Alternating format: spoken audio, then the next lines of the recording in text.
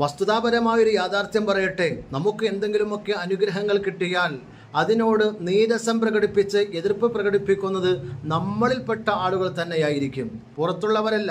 നമ്മുടെ കൂടെ ജീവിക്കുന്ന, നമ്മളോടൊപ്പം സഹകരിക്കുന്ന ആളുകളായിരിക്കും നമ്മളോട് ഏറ്റവും കൂടുതൽ എതിർപ്പ് കാണിക്കുന്നത്, ഒരു നീരസം പ്രകടിപ്പിക്കുന്നത്.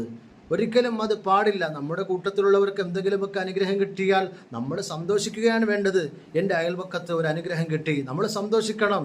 ഇതങ്ങനെയല്ല. അയൽപക്കത്ത് എന്തെങ്കിലും അനുഗ്രഹം കിട്ടിയാൽ അത് നശിച്ച് കാണണം എന്നുള്ള ദുഷിച്ച ചിന്ത അതൊരിക്കലും വിജയത്തിലേക്ക് എത്തിക്കുകയില്ല, അത് നാശത്തിലേക്കാണ് കൊണ്ടെത്തിക്കുന്നത്. മഹാരഥന്മാർ ഇവിടെ നിന്ന് പഠിപ്പിച്ചു, അസൂയാല് ഒരിക്കലും നേതാവുകയില്ല, അസൂയാല് ഒരിക്കലും വിജയിക്കത്തില്ല, അവൻ തകർന്നടിയുക തന്നെ ചെയ്യും.